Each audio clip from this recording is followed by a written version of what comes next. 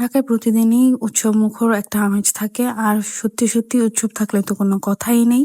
তাই আমরাও গিয়েছিলাম পুরান ঢাকায়, এবং পুরান ঢাকার যে হালুয়া রুটি অনেক বিখ্যাত, সেই ভাইবটা দেখার জন্য কত সুন্দর করে সবকিছু সাজিয়েছে। একটু আধটু জ্যাম ঠেলে আমরা চলে যাই পুরান ঢাকার বিখ্যাত সেই আনন্দ বেকারিতে। আনন্দ বেকারির হালুয়া এবং রুটি জগৎ বিখ্যাত, এবং এটার বাস্তব চিত্র আপনারা দেখতেই পাচ্ছেন কি পরিমাণে ভিড়। আমরা ইচ্ছে করে মাগরিবের পর গিয়েছিলাম যেন ভিড়টা একটু কম দেখি, কিন্তু না, ভিড় অনেক বেশি ছিল। শুধুমাত্র শবে বরাতেই এই আমেজটা দেখা যায়। এরকম বড় বড় সাইজের রুটি, বিভিন্ন রকমের হালুয়া নিয়ে আনন্দ বেকারি খুব সুন্দর করে তাদের দোকান সাজায়। এই যে বড় সাইজের ব্রেডটা, এটার সাইজ ছিল 6 কেজি, এবং এগুলা পার কেজি 600 টাকা করে ছিল।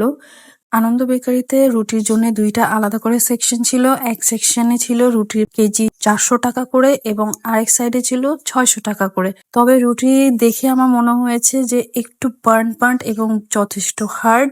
এখন চলে আসছি আমরা হালুয়া সেকশনে।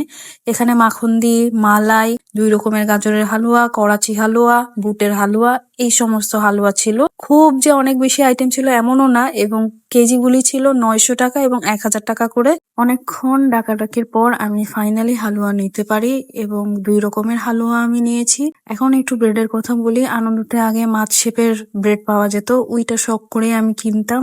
এবারও গিয়েছিলাম কিন্তু পাইনি, আর রুটিগুলো আমার কাছে একটু হার্ড মনে হয়েছে, তাই ওখান থেকে আমি নিয়ে নিই। এই রুটিগুলি এক একটা সাইজ 6 কেজি, এবং এগুলা ওনাদের স্পেশাল সেকশনের রুটি।